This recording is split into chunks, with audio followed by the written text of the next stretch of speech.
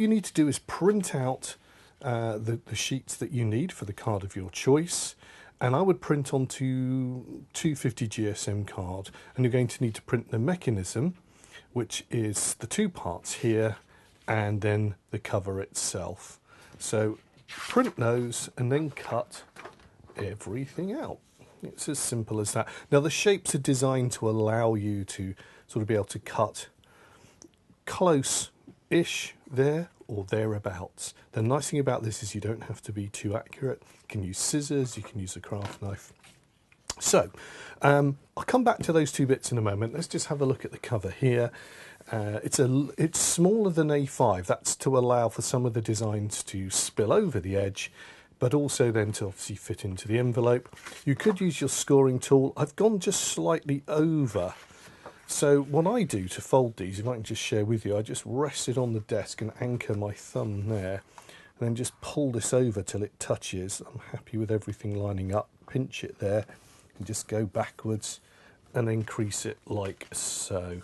Now that works for me, however you want to do it, and we should notice, you can probably just make it out there, a tiny little line at the back, just to cover it over there. So that's our details of the card. Again, 250 GSM for the cover. You can always pop an insert. You could even have a pop-up insert from the CD.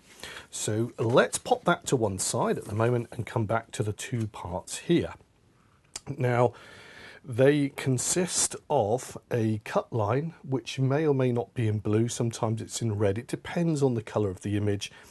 And there's two tabs here, and they are scored and folded. So I'm going to score that, and I'm using the back of my scalpel here, just following that line. I'm not cutting. A score tool would be good. And then I'm just going to cut where that blue line is there. That's my line down. And then come back to the other bit of mechanism here. And it's really a repeat. I'll cut the blue line there. Let's use that side of the ruler. And then there's two lines here. There's two marks, and those are the score lines. So again, I'm using the back of my blade there. The art is not to press too hard. To be honest, a score tool is probably better. And then we've got to fold these, and they fold the same way. That will go that way, and then that one kind of concertinas back like so. I'll just show you that. So that's our fold there, and that gives us the springiness. And we'll do the same again for this piece here. So I've already gone and scored that. So for the moment, I'm just going to fold it, turn it over, and fold it again. You can always slide your ruler in if you want a little bit of leverage, and just fold it in again there, like so. And there we go. Here are our two halves, and they are simply going to slot in like so. Now it's easy enough to do, but I always make it look difficult. And I'm just going to slide that into there like so. That lines up with the base there. Flip that over, and you can see now that's where it's sitting. Now you don't have to tape this, but sometimes it's useful to do so. All that does is means when you're gluing, you're not worrying that it's going to fall off. I'm using a little bit of invisible tape here just to hold it, because these have to be able to move. So I would allow that. If you see, that just creates a hinge. I'll just show you there. But what this means is when I glue it, that doesn't move all over the place. In truth, I sometimes use masking tape, but anything that's going to just hold it roughly into position there, but still allow it to move. What we're trying to do is stop this from arcing from there to there. So it's as simple as that. Look, if that happens as you're gluing it, simply pop it back on. Okay, so we're ready for a rehearsal run here. We're going to rest that down and just pop it onto the card. What we're going to do is just pop that onto here, and you can see it does spill out over the edge there. That's fine. And this one can just line up with the edge there. If you want to, you could make it go a little bit further. It really is up to you. But what I'm planning to do is just line up approximately to the edge there, and keeping this as straight as I can on the bottom of the card there. So the next thing to do, if I just pop that into shot, is to glue these two parts. and then stick them down. Now, in hereby lies a cautionary tale. First of all, I'm going to just fold this bit out. That just might or might not make life easier. But what I want to show you is that these have got a natural bit of spring into them. You can see now, naturally springy. Now imagine that's full of wet glue, and as I put this down, let me just tilt this up to the camera. As I put that down, the wet glue's, okay, touches, let's hold that one there. The wet glue's touching at that side, and as I push it down to flatten it, it's dragged it across the surface. So the trick is, on gluing, is to try and keep these as flat as possible, and then pop one down on there and just squeeze it that away. Most of the time you won't see it. It wouldn't show up on here, but sometimes I have noticed a little splodge of glue.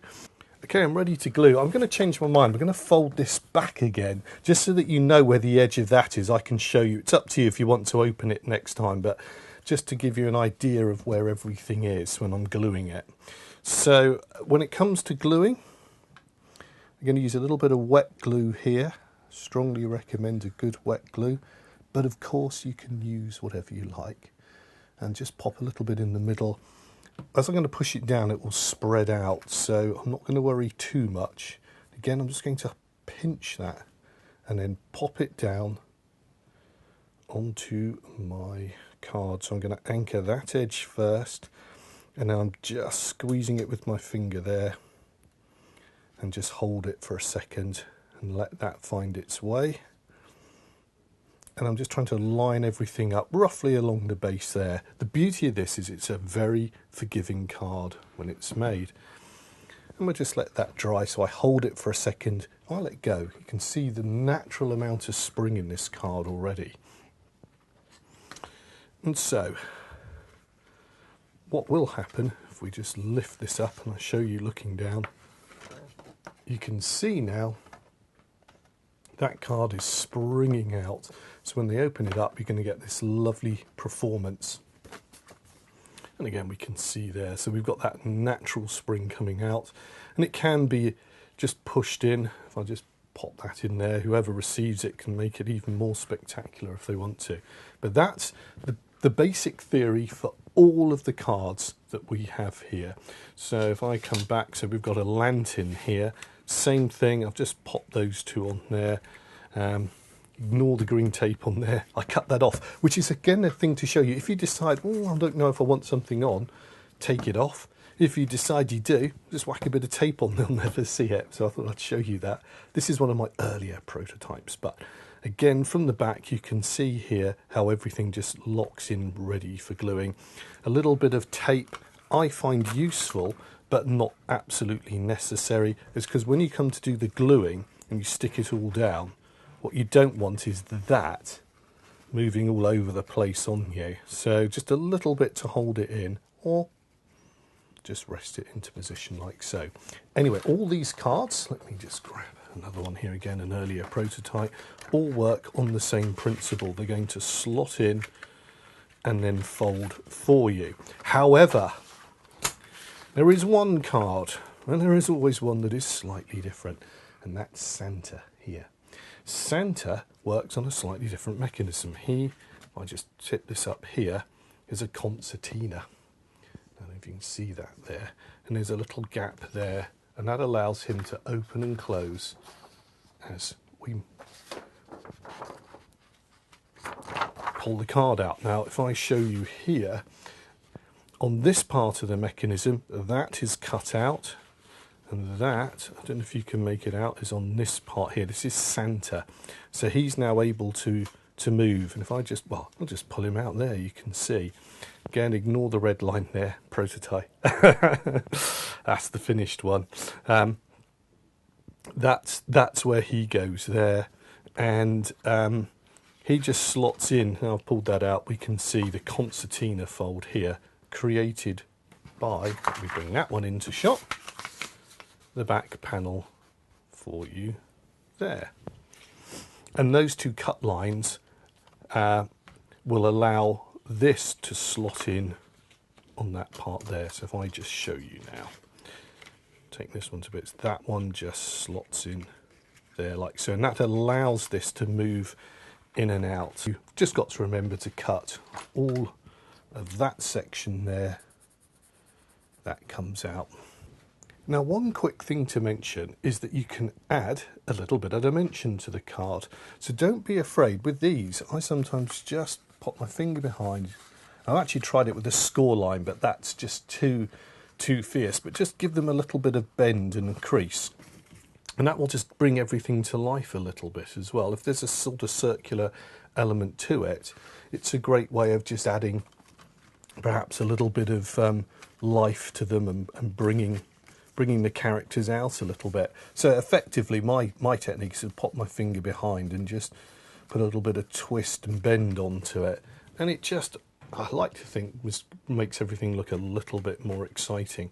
So that might be something you'd like to try and have a go at yourself. All lovely, quick and easy cards to produce, great fun to make, easy to do, and they all follow pretty much the same principle.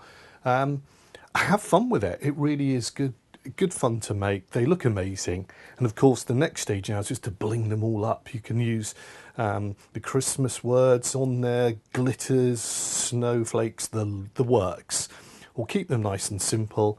And if you're working from the CD, you could put the pop-outs in there as well if you wanted to go that extra mile. Anyway, I hope this video has shown you how simple and easy it is to make these cards and given you the confidence to go on and have a go yourself. So enjoy your crafting, and I will see you soon. Take care. Bye-bye.